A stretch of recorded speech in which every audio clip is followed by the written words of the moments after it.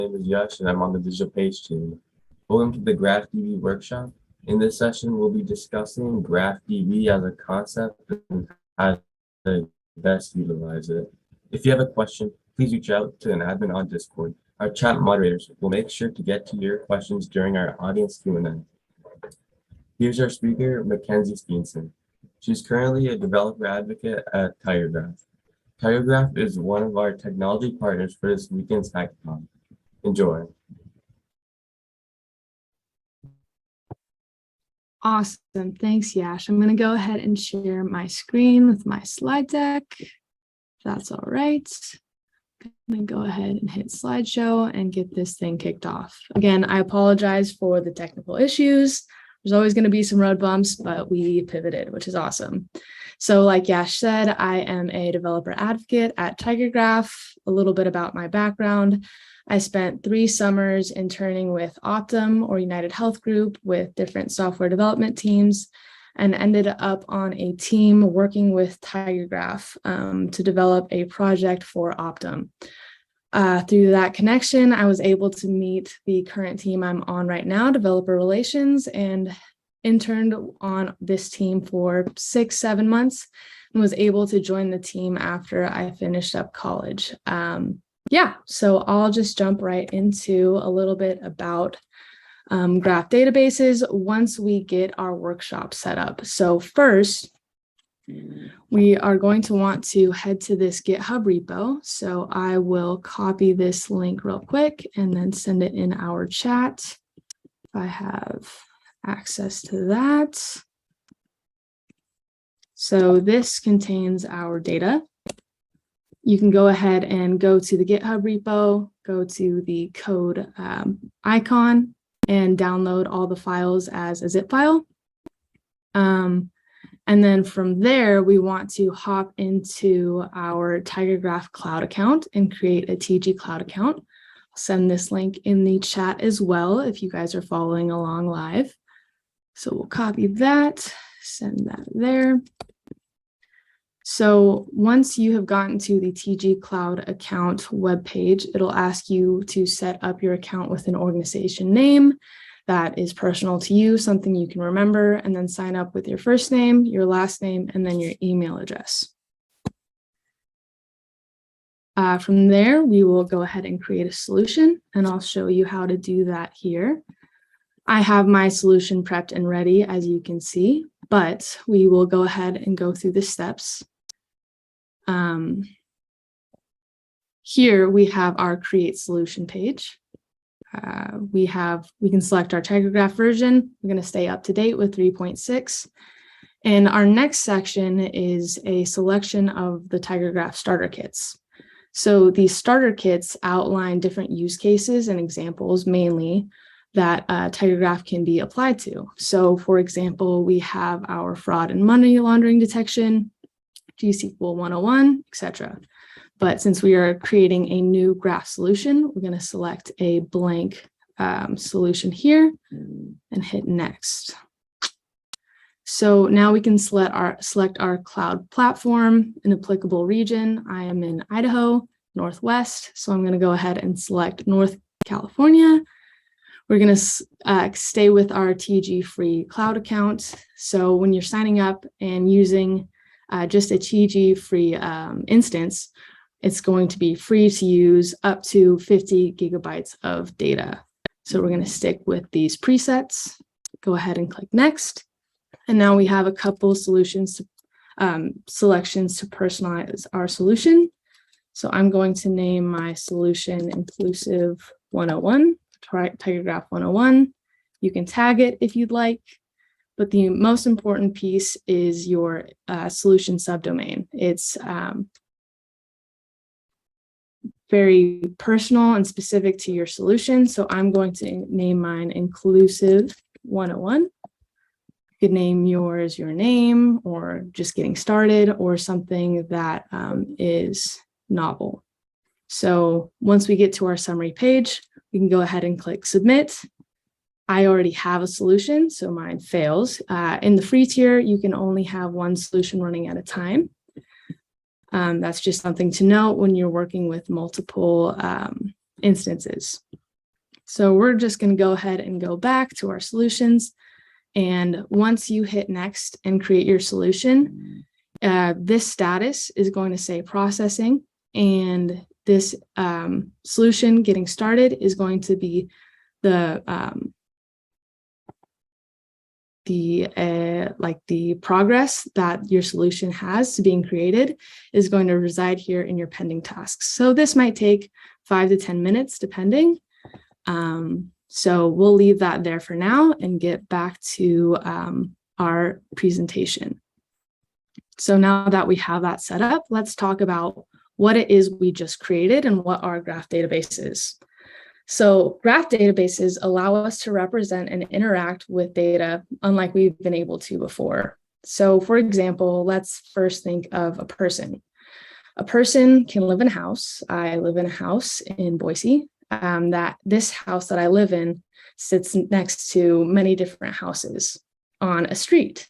So the house has relationships to these different houses by the street, and the street resides inside of a neighborhood. So this whole neighborhood is interconnected.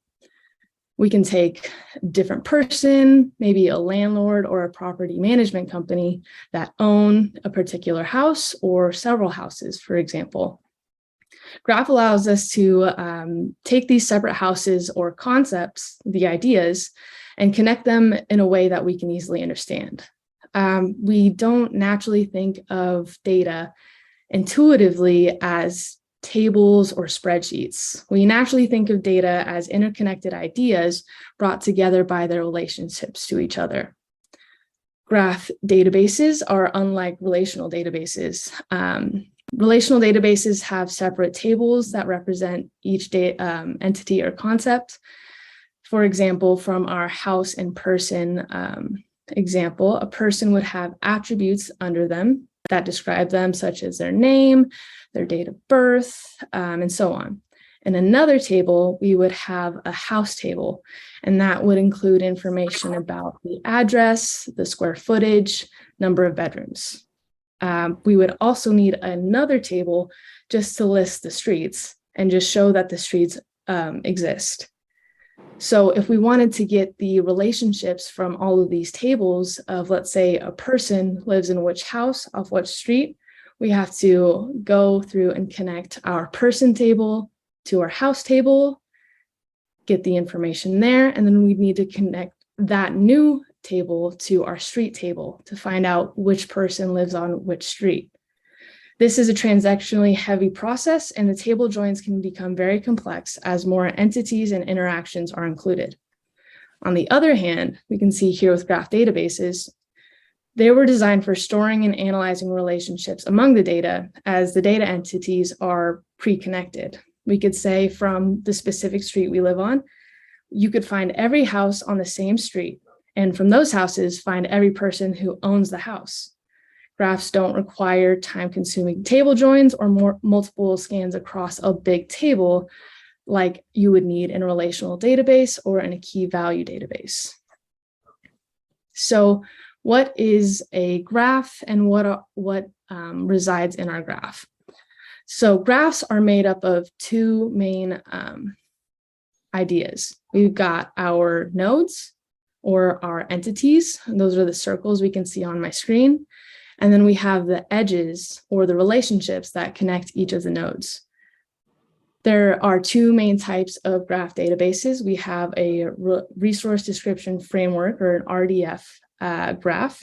An RDF graph, it contains nodes and edges, but these RDF graphs don't give us any more information than what we have there.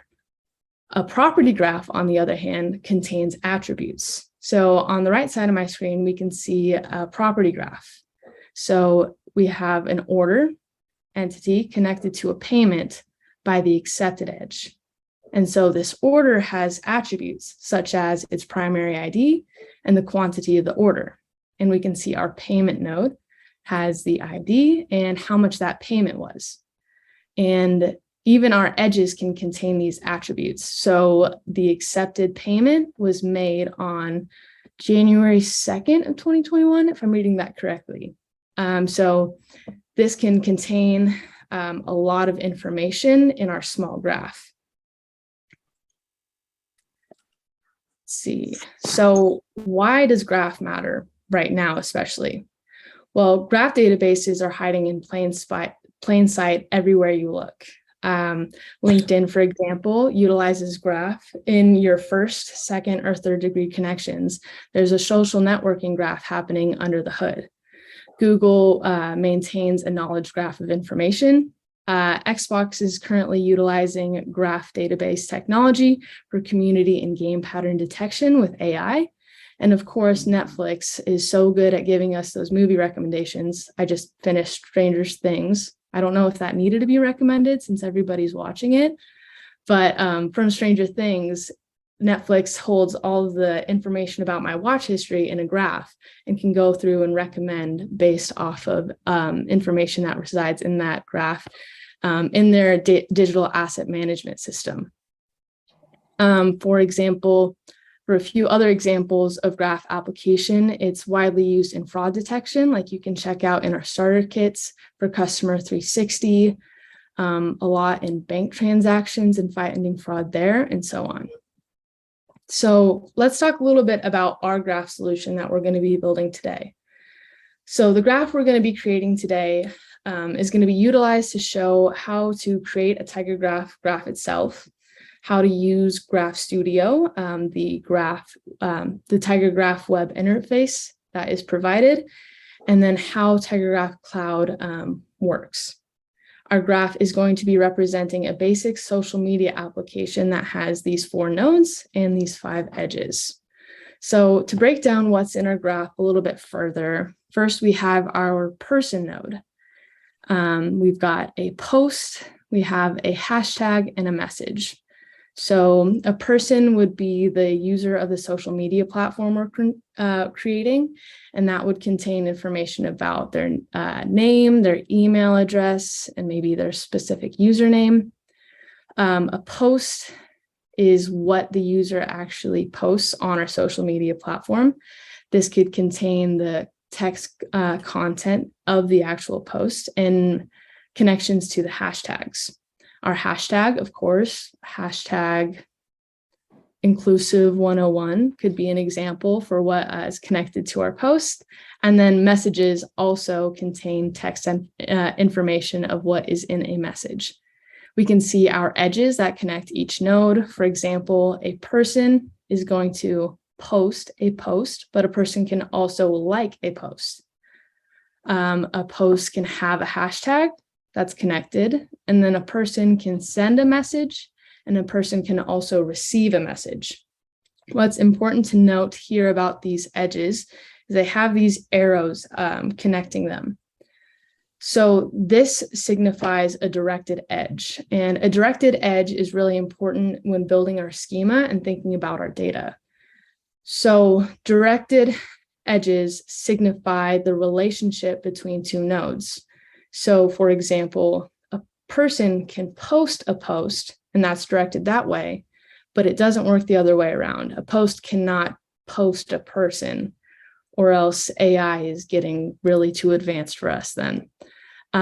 We can see that from the person node to the message node, we've got 2 different edges that go this way and this way. A person can send a message cannot send a person. So that's why we have this other edge, received message, going from message to person, signifying that a person can then receive a message. So to talk about, just to showcase what we'll be putting together in our Graph Studio, this is what our finished product will look like. So again, we've got our message connected to our person, and our person connected to our posts, and our posts that have those hashtags. So now we can go ahead and get our hands dirty and jump back into Graph Studio.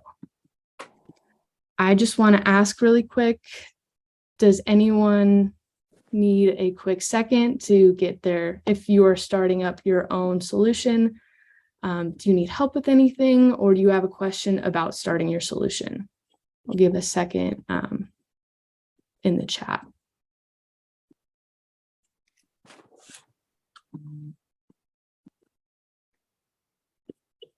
All right, I'm not seeing anything, so we're going to go ahead and jump into Graph Studio. So from our My Solutions page, we can hover over this little square icon and click on our Applications button and jump into Graph Studio here. So Graph Studio is the web user interface for Tiger Graph. Everything that we're doing today can be run in code. We have a notebook that can be sent out after the presentation, but everything that can be accomplished in Graph Studio can also be accomplished through code. Yes, exactly. So here on Graph Studio and our web interface, we have a couple different tabs and a couple different options we can check out. We've got our global view. This is different than creating a specific graph. Our global view, we will create our schema in, and that allows us to utilize the schema we create to create subgraphs of that schema. So we can check out when we create our design schema, we're going to need to map the data that we downloaded at the beginning of this presentation to our graph that we create. We're going to then load the data, and then we can check out the data that we loaded into our graph in the Explore Graph page. And then finally, we're going to write some queries and see how we can interact with the data through queries. So now we're going to want to design our specific schema. And again, that is what we had seen in that finished product. So in this page, we first want to create a vertex. So we're going to go to the top bar here and add a global vertex type. This first vertex we can rename as our person vertex. Below here under the style is a little style guide. So we could select, Tiger Graph has a lot of icons. We'll make our person really smart. And then we could change the color even and make them a nice blue color. You can do that for all your vertices and edges. Once your graph gets really big and complex and you're working with a lot of different moving parts, this can become very helpful down the line. So the next thing to note is our primary ID. Our primary ID is important to make each one of our vertices, each one of our vertex types unique. Kind of like in a normal table, each data entity has to be novel.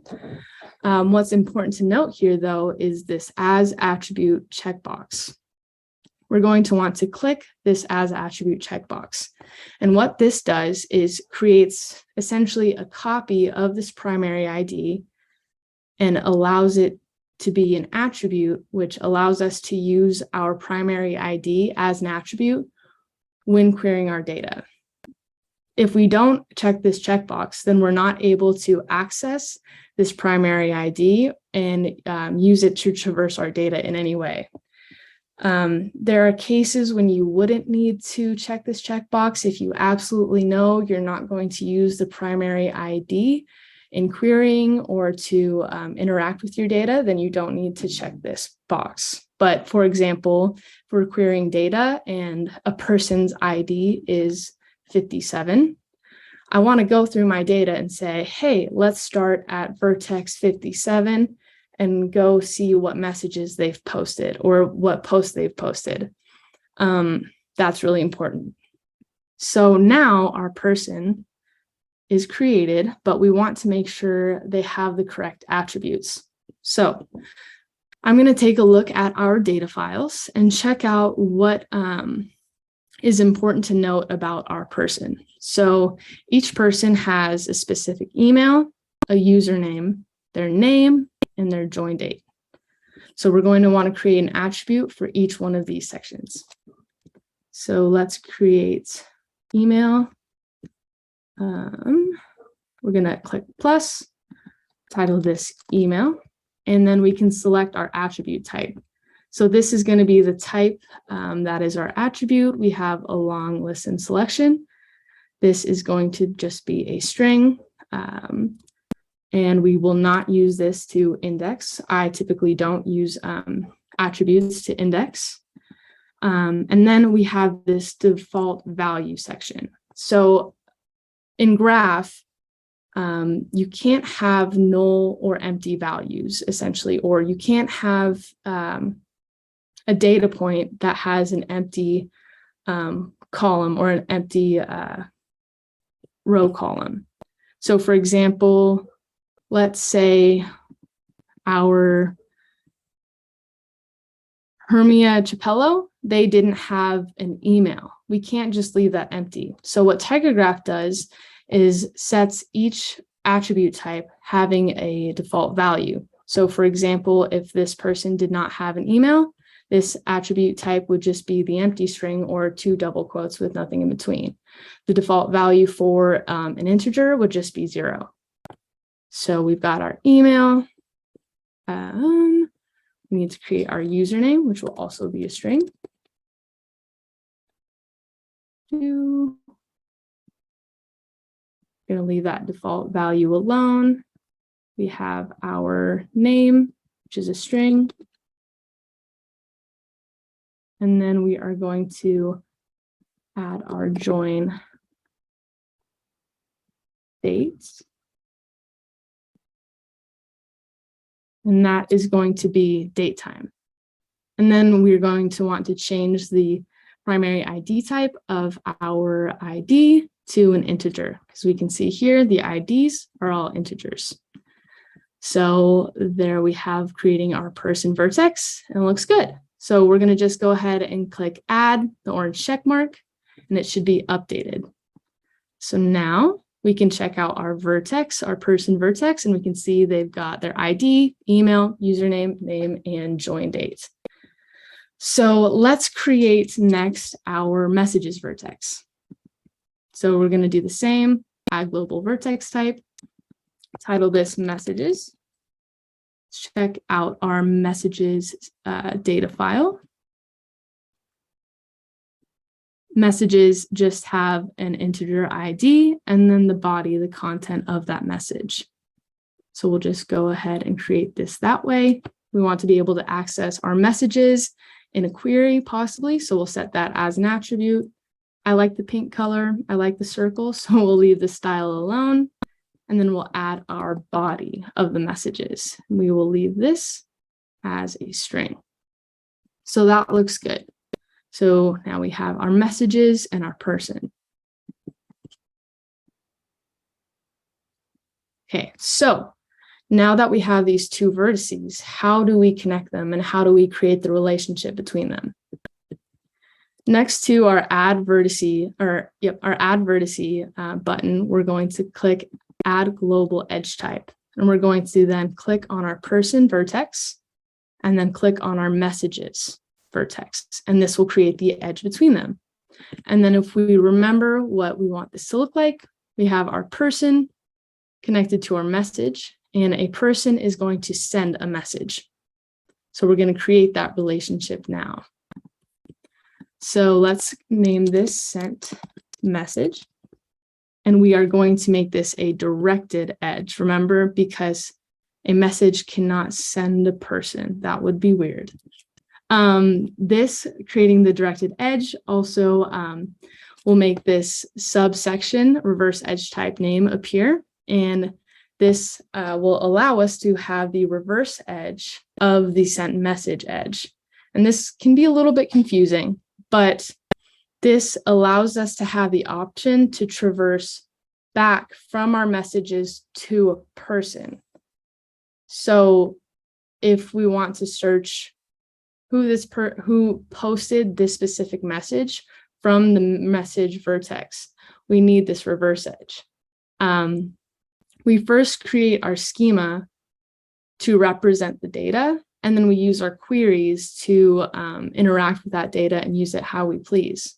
So that means we can't just leave this as an undirected edge and just say, oh, we can go back and forth from our person to our messages without thinking of how the relationship actually is in our data. So that's why it must be directed, but the reverse edge allows us to interact with the data within our query. So we have to kind of think ahead when planning out our schema. We again can change the color. I like the way this looks. And then we want to add some attributes to this edge. So as far as attributes go for our person to message connection, we want to add our send time. So messages have a time, date, value when they're sent. So we want to do send messages or send time. And that is also going to be a date time value. And we will click the checkbox to add that. And there we have our first connection. You can mess with dragging your vertices and your edges once it's been created, and this will help organize your thoughts once the graph grows. So we can now connect that reverse edge from messages to person, and that again was received message. So we will rename our edge to received message, and that will also be directed. We're going to add the attribute of send time as well.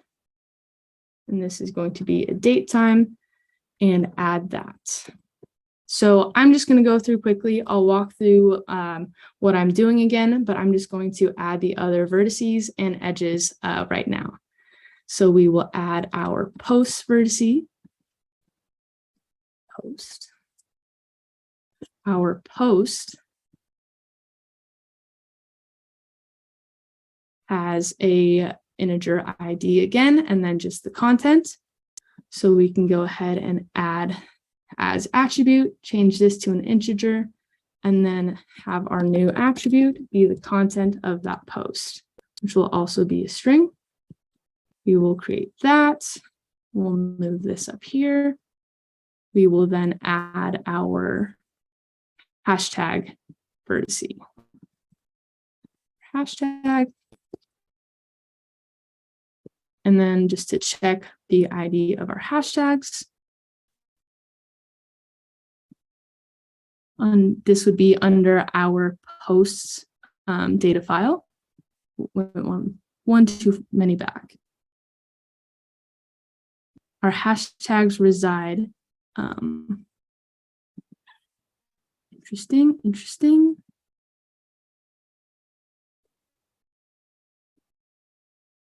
Just 1 second, let me find this guy.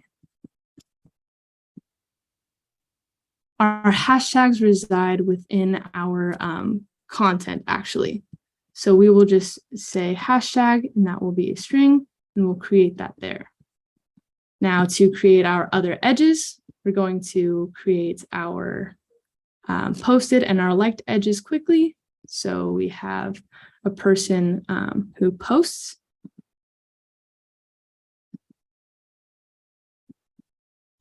Posts. So, and this is going to be directed to our post. Perfect. And then we can check out our posts data again and see what information we have about our posts and likes. So our likes, we have liked date, liked post by user ID. So we are going to leave that attribute alone. And then we are going to create a person to post edge that is going to represent our likes. Make sure it's liked. And that is going to be a directed edge. We can check out what attributes we need. We need by user, who liked the post, and our liked date. So we're going to add those as attributes by user. And this was our integer. Double check that one more time. Liked posts and liked date. Liked post. It's going to be an ID, and then our liked date. And this is going to be our date time again. So we're good to go on our liked edge type. Got to quickly rename our posts. It's past tense. So this is going to be posted. All right, so we've got a person who has posted and liked a post. Person can send and receive a message. Now we just need to connect our hashtag vertice. So a post can have a tag. So we'll create this here with one more edge. Again, this is going to be directed. A hashtag can't have tag for a post. So we're just going to rename this has tag. And we should all be good to go. So here is our global schema. This is the representation of our data. Again, it's intuitive. We can understand that a person can post and like posts. We know the connections between a person and a message and how a hashtag relates to a post. Again, in something like a relational database or a key value database, we would have to work through several different tables to connect these data points, and that can get really messy very quickly. So now that we have our schema created, let's hop into our Google Colab and just check out what this would look like if we were to just run the code and create this. So this is in a Google Colab running with Python. You can import the necessary packages, make a tiger graph connection, and then this is where we would use GSQL code to define and publish our schema. So we can see here, you can create a person, we can create a post and a hashtag, we can create our message, and this message has a primary ID, a subject, and a body. Might need to go add that to our schema. But then we can see we've created our edges as well. We've got posted, liked, has tagged, sent message, and received message. So those are the edges that we've just created, and this represents our schema. So these are just like the necessary steps and authentication needed for connecting to the endpoint. Tiger Graph is working as a graph database server and creates endpoints for our data. So now that we have created our global schema, we can go ahead and publish. This is a very important step. If you do not publish your schema as shown here in this top bar, you will lose all of your progress. So we'll just publish this quickly. We need to come back and change it. We can go ahead and do that. But let's take a look and see what is next in loading our data. First, we need to actually create our graph though.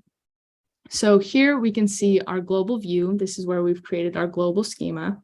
We want to go and add a graph, and this graph will be created in the form or the image of the schema we've just created. Now, this may be nuanced or seem redundant right now, but let's say you wanted to create a different graph that didn't include the posts. It wasn't necessary to the graph and the queries you were creating, or you weren't interested in some of the relationships. This will allow you to work with different subgraphs of the greater global schema. So we're just going to go ahead and name this my graph. Pretty straightforward. And we want to include all the vertices and all the edges. We're going to create this. This will take just a quick second and create that mirror image of our global schema. So while this is loading, we are just going to check out what else we can do in our Google Colab notebook with our code. What this allows is just a little bit more streamline.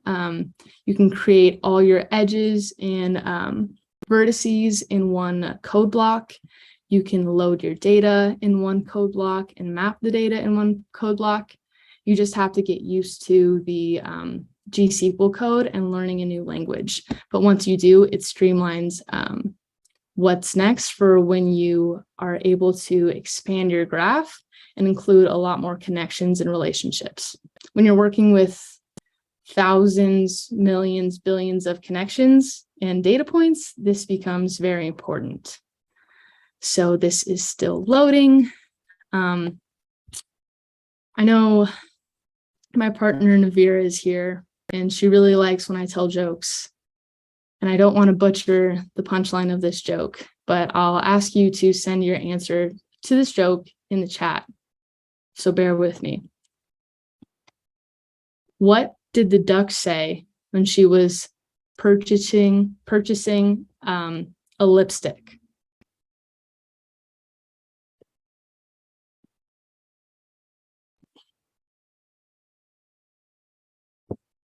You got this, Roshnili. You've got this. Just think, what would a duck say if she bought a lipstick? She was at the checkout counter. She was like, hey, I need to get this lipstick. You know, I need to get out of here quick. Okay. She said, just put it on my bill. Okay, I like make it quack. I like make it quack a lot. I like that avenue. That was the right thinking. You were almost there. But she needed it put on her bill. Hopefully I didn't lose anybody there. Okay, so now that our global schema has been published, we noticed that this graph has these weird globe icons. And this just signifies that this is from our global schema. If we were to create a new vertice, just leave it as its subsets. This does not have that global icon. This means that it is residing in the subgraph by itself, and adding this vertex here does not affect our global schema. So having that global schema preset the way it is really allows for a lot of freedom when creating subgraphs. So we can go ahead and delete that vertex because we don't need it. And then we can check out mapping our data to the graph. So this is where those data files that you got at the beginning of the presentation come into play. So we want to add our data files. We can either add them locally from an S3 bucket or from cloud storage. I believe you can upload them through Kafka as well, but I'm just going to upload them locally. I have them in a nice folder just for the workshop. You can upload many at once. You can select them all and open, and it'll take a second to load. It's pretty quick. And then we can go through and select each one that we want to add in our choose local file page. As we can see here, this is the data that we got from that GitHub repository. We have a likes ID by user, liked post. We check out our user's file. Each user has an ID, their email, and so on. But this data kind of looks a little bit weird. Our header here has been placed into a data row, which is not correct. But thankfully, we have this checkbox has header, which puts our data headers in the right place. So that looks good. Let's check out our post file. This looks a little bit weird. I don't think this is a posted date. I don't think this is a hashtag. So this is when we need to check out the delimiters and the enclosing characters. So we want to first check our has header. That looks a little bit better. Each in our data file, if we look at the raw CSV, each column is separated by a comma. So that's why we need our comma as a delimiter. But then we need to check out this enclosing character here. So at the beginning of our content row, we have a double comma or a enclosing character. So then we can just select it here, and that solves all our problems. So we can see we've got our content, our posted date by our user, when it was deleted, and all those hashtags. So let's go through our data files. Just make sure these are all correct. So again, we see that enclosing character, fix that. We say it has a header. That looks good to go. Let's check out our likes. We don't see any enclosing characters, so we can just change our header. So this one looks good. Post looks good. Messages looks good. And users looks good. I like to double check. Don't want to rip my hair out later on in the process when something isn't coming through correctly in the queries or when I explore the data. So we're going to go ahead and add each one of those files. So we've added our users. We can add our posts, and they appear here in our interface. Add our messages, and then we can add our likes. Boom. We have all our data files uploaded to our server, and we have all the correct formatting for that data. So we haven't published anything. I'm going to go ahead and publish our files quickly before any of it has been mapped to our data. And I'm going to go quickly double check our design schema and make sure all the edges and vertices have the correct attributes. So I'll publish this quickly. The data mapping style is updated. So that just saved our progress of updating the file formats. So let's check out our design schema quickly. I think I may have missed a couple of attributes in terms of our hashtag. So let's check out our, let's see, what did we miss here? Users. No, we got that all good to go. Messages should be good to go. Our likes. I saw our data here. There it is. All right, we need to include all of this information quickly. So our posts have a posted date, a by user. So let's include that. So our posts has a posted date. So that would be under our posted edge. Ooh, good catch. This was something, a really good thing to catch. I tried to edit the global schema edge. And because I was trying to edit that, it stopped me and said, hey, you're trying to edit your global schema and you're in a subgraph. You're not allowed to do that. So we're going to go ahead and go back to our global view. I haven't published anything that I need to have saved. We're going to switch over and then go ahead and modify this edge under our global view. So let's go ahead and modify the attribute. Again, that was our posted date. Posted dates. That's going to be a date time. And then we want to add our by user attribute, and that is going to be the integer. And double check this. See, deleted. So we can include the deleted Boolean as well. By user. I think that deleted attribute we want to include under our post. That will let us know whether or not the post has been deleted or not. Oh, another thing we almost forgot to mention was we have our content, but I believe we were missing body somewhere. So we need to remember to add that as well. So we want to add our deleted Boolean. Deleted. And that is going to be a Boolean attribute type. And confirm that. And then we want to include our information about our hashtag. So our hashtags come from our post CSV. So hashtag 1, 2, 3, 4. We don't need any extra information on the edge about that, just that our hashtags exist. So that should be good to go. Check our chat real quick. Navira laughed at my joke a while ago, so that's I'm glad she did. I'm going to quickly double check our messages file. So our messages have a body and our subject and a couple more attributes we missed. So this is a good lesson that anybody can miss any small piece of data. So we've got our subject, and that's going to be an attribute of our message. Content, also going to be a string. And that should be good to go. And then we want to include toUser, send date, and read date. So that's going to go under the edge. So message is going to be toUser, send date, and read date. So we're going to include these under here.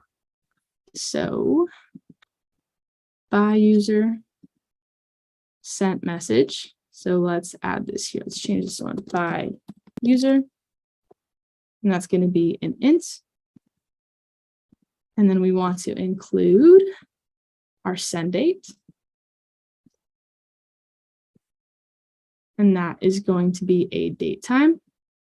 That looks good to go. And then we can add for our received message edge, a toUser, and then a read date. The message is sent to a person. To user and is red. Red. Perfect. This is going to be a date time. So we can go ahead and publish this one more time. It's going to confirm our changes. It's going to say, whoa, whoa, whoa, you're changing the global schema. Are you sure you want to do this? And I am sure that I want to do this. Perfect. And it's updated. That was nice and easy. So we can go back to our subgraph, check out the changes that have been updated. We have our by user for our posted edge. We have our new updates to our other edges as well. So now we can go back to our map data to graph page and start mapping the data from each file to their connections, to their respective vertices and edges. So let's take example, our likes file. We can go ahead and map data to a vertex or edge with this button here. And we're going to go from our likes to our liked edge and check this out. So when we're mapping data, we have our CSV columns on the left, on the right hand of the screen, but the left table. And then we have our actual person and edge representation, what we created in our schema on the right. So for our likes relationship, we can say by user, which is going to be our edge attribute by user, can like a post. And that like date is also included. What's really important, at least I like to practice, is making sure the column names in my CSV match what I'm adding as our attribute names. This makes the process of mapping the data streamlined, which helps a lot. So we have our user ID, we have our liked post, and we have our like date. So we can go ahead and confirm that schema change. We don't need to click any checkbox. It's just good to go. Let's check out like the users. So we want to, again, map the data file from our users to our person. So now we're going from the data to a vertice. So this is where we can map our primary ID to the ID of the person, their email, their username, their name, and again, their join dates. That looks all good to go. And then we can continue to finish mapping the rest of these. So I will do this quickly. From our post to our post vertice, we have a post ID, we have the content of it, and we have whether or not it has been deleted. So that's good to go. We can map our post information to the posted edge. So here we have the posted date right here. And then we have by user, and that's when that was posted. We want to connect our ID here. Okay, that looks good. And then let's check out our messages quickly. So for our messages, we're going to go from our messages CSV to our vertice. We have our main ID, we have the body of the message, we have the subject. We can go ahead and connect our messages to our sent message. We know that by user was sent here. Our to user is our target vertex. So we're going from source vertex to target vertex. And, or one sec, we'll change this one to user for our person. By user here. Let's delete these really quick. Sorry about this. It's getting a little bit messy. Delete this one. Delete this one. Perfect. So now we can reconnect from our by user to by user. And then our target vertex is going to be here. And then we have our send dates. Okay, so this is just a quick example of how to map your data. Once you've been able to map your data, then you can go ahead and load the data. First, we want to publish those changes. We have a few issues. We're going to go and double check these really quick. we need to map the data column to an edge and a source vertex. I see what the issue is. So we need to connect this ID from our source, and then our target is going to be this one right here. By user is going to be our source vertex, and liked post is going to be our target post. Excuse me, right there. Perfect. And that should be all ready. No errors there. I think we have the same issue here as well. We're going to go ahead and change this quickly. We're going to go from our by user. We're going from a person to a post. So this is our post. And then our content ID is our target vertex right there. Good to go. Posted date. And right here. See if this solves our problem. By user, by user. Perfect. And fix one more issue. We need our source vertex. Connect this one more time. Messages to sent message. You can go from ID to our source vertex because we're going from a person to our messages. And we're going to do by user and our message, right? Actually, this one's incorrect. Our ID of our message by our user.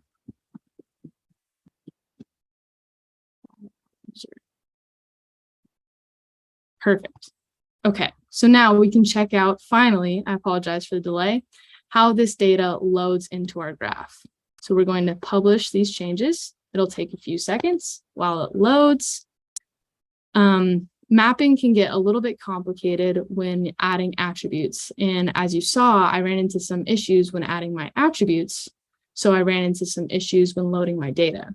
Again, this is streamlined with our code. We can see mapping our data is quickly done with these load jobs. So we can select a source vertex with our post and include all the delimiters and change all the file settings here in the initial load job. And then we can go through each file and map each source to the column. It's a little bit confusing, but once you practice it, it becomes a lot more streamlined. So now that we have a few connections loaded, we can go ahead and load the actual data to our vertices. So we can start our loading jobs.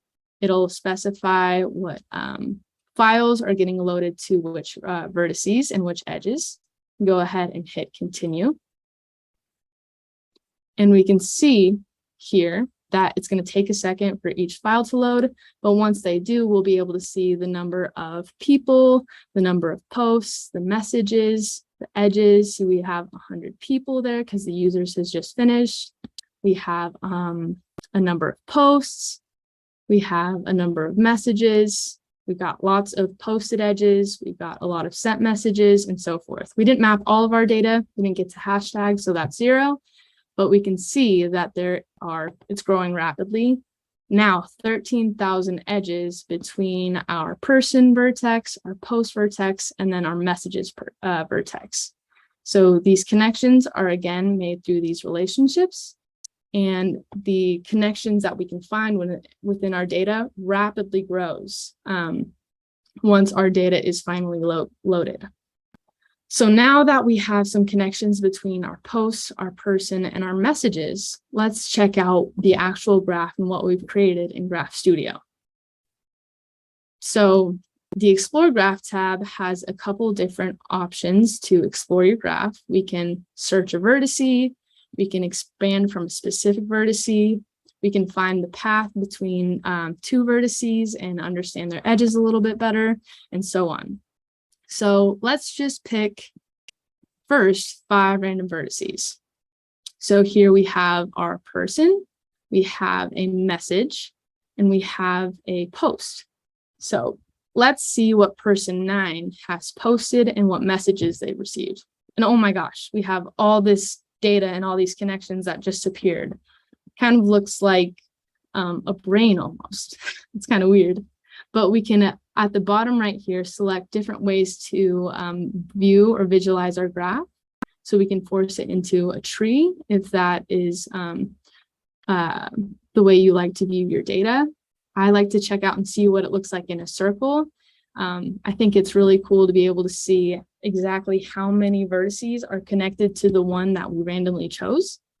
Or we can put it back into a force graph and look at it like this. So we can see that they have posted this message here. We can see that they have liked these posts here, and so on and so forth. But what's really interesting is from person 9, they have posted post 67, but who else has interacted with post 67? We have person 36, 60. We check out another post. We can check out a message and who that message is connected to, just that person. And these 2 people have a mutual post in common this way. And the graph just continues to connect itself from within, which is really the power of graph. This really showcases how quickly data becomes interconnected. So from here, what enables us to really interact with this data is when we get to write queries and we can take exactly what we want out of our data. So here is the write query section of Graph Studio. Tiger Graph interacts with data through GSQL. It's our graph query language. It's very similar to GSQL, but it allows us to do more with our data. So we have our bottom section here that shows our graph that we've created. This is good to have while writing our queries so we don't have to go back to our design schema. And we can go ahead and hit the green plus button to create a new query. I'm going to take a query from our notebook, and we are just going to make a quick one-hop query. So we're going to go from a person to another post. So here we can take some of the syntax right here.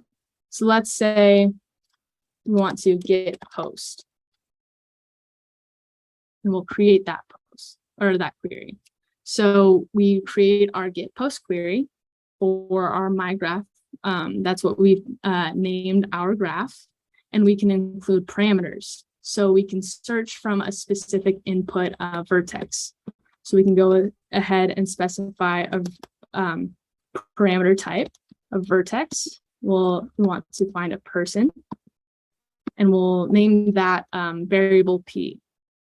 And so what we want to do is start from our person, our input parameter, input person, and select our person. And you can think of this start vertex or input as our seed, vertex. So say we want to get a post. We want to select the T can be anything, any variable name you'd like. We'd like to select T from person, and we want to go to our posted edge to our C from person. We can look below. We like to go see what they've posted. So from person and then to our post.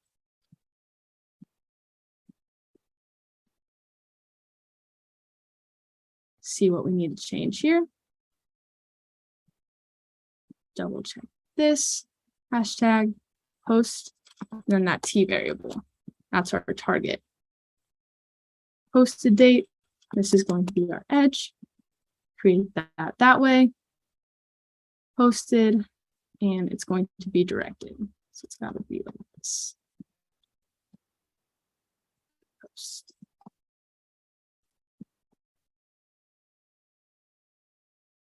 Posted. Perfect. Now we can print post and check out what that gives us. So we have to save each of our queries. One option when running queries is to install a query. Right now, this query, once we run it, is running in interpreted mode, which is running within the web browser itself.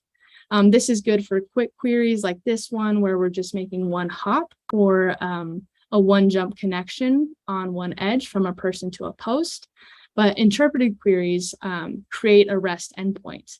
And these interpreted queries are really important when creating subqueries or when you're working with an algorithm from our graph algorithm library.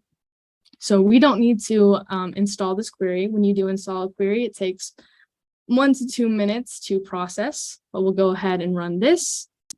We will search by a person ID, and we can get what they posted, which is exactly what we wanted to find. So person 56 has created post ID 457. And from what's nice about the Graph Studio user interface is from this sub window, we can check out exactly what other people have liked this post, and it shows all the other connections. So this was just a quick look into Tiger Graph, creating a graph, what it looks like to map the data and load that data, and exploring the data that you have been working with. Are there any quick questions about Tiger Graph Graph Studio or the query we just wrote? Okay, perfect. So I'm going to go ahead and just talk to you a little bit about what you can build with Tiger Graph. This was a very fundamental introduction to Tiger Graph. We had a basic query, basic data loading, and we didn't really dive into what it looks like to run the code and run those complex load jobs. But for example of what is available for you to build, it's really endless. So Tiger Graph just hosted its own hackathon, and the prize, the first place prize winners were able to accomplish these great projects. So for example, the first place team, Mental Health Hero, was aiming to solve the mental health crisis by taking data from doctors, patients, different notes within different visits and so forth to tackle anxiety and depression, and to give an application that could assist doctors and psychiatrists with helping their patients. Another one that kind of made me think about what it would mean to utilize inclusive data at a grand scale, like for the Inclusive Data Hackathon, was Biodex. And so it utilizes different data about nature, and utilizes AI computer vision to identify different species to add to your collection. So instead of like a Pokédex, it's a Biodex or a Nature Dex. The graph was then able to create and connect all the other species on Earth. So you have just this expansive Biodex at the palm of your hands, which there are so many applications for graph tackling fraud, fraud detection, fraud prevention, and enabling data in so many different ways. With that, we have a couple other next steps. We'd like to ask you to join our Discord community to stay up to date with what the Tiger Graph community is doing. Our developers are always excited to connect with new members of the community or ask your other questions in our community forum. We have more bountiful number of Tiger Graph tutorials on our documentation and around the internet on YouTube, and especially our Medium posts. And you can even get Graph certified. So we have 2 different avenues of getting your Graph certification. You can get your GSQL 101 certification, which will take you through the fundamentals of Graph like we did today in utilizing GSQL. And then we have our machine learning certification, which takes you through the machine learning application and fundamentals of using Tiger Graph. With that, I would like to thank you for your time and open it up for any questions. you can send your questions in the chat, or if you can take yourself off mute. I'm not totally sure if that's an option. I believe they can take themselves off of mute. Say that one more time. I said, I'm pretty sure they can take themselves off of mute. Oh, okay, cool.